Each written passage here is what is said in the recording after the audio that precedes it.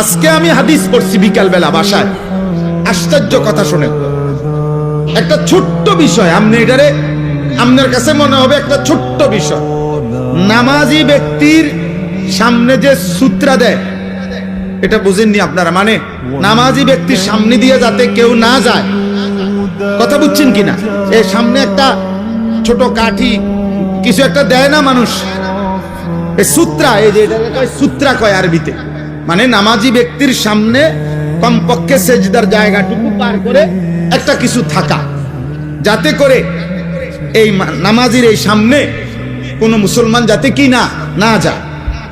তো নবীজি বলছেন, যদি কোনো ব্যক্তি জানতো যে নামাজি ব্যক্তির সামনে দিয়ে অতিক্রম করা কি পরিমাণ গুনাহ, যদি এটা বুঝতো, তাইলে প্রয়োজনে 40 বছর টানা দাঁড়াইয়া থাকে।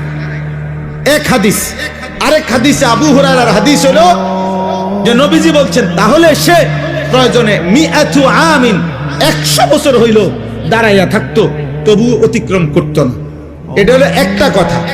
হাদিসের দ্বিতীয় অংশ আরো মারাত্মক। এই সামান্য এই বিষয়টা যে নামাজি ব্যক্তির সামনে দিয়ে যেন অতিক্রম না করে, নবীজি বলেন, তোমাদের নামাজের সামনে যদি কেউ অতিক্রম করতে চায়, তোমরা তাকে হাত দিয়ে প্রয়োজনে বাধা দাও। যদি বাধা না মানে, তাহলে তুমি তোমার শক্তি প্রয়োগ করো, মানে হাত জোর করে ধরে রাখো, যেন কোনোভাবে তোমার হাত ধাক্কাইয়া সে যাইতে না পারে। নবীজি বলেন এরপরে শব্দ, ফাইন্নামা হুয়া শাইতানুন শাইতানুন। খোদার কসম, নবী বলে, এর সামনে দিয়ে যে লোকটা চলে যাইতেছে নিশ্চয়ই সে শয়তান।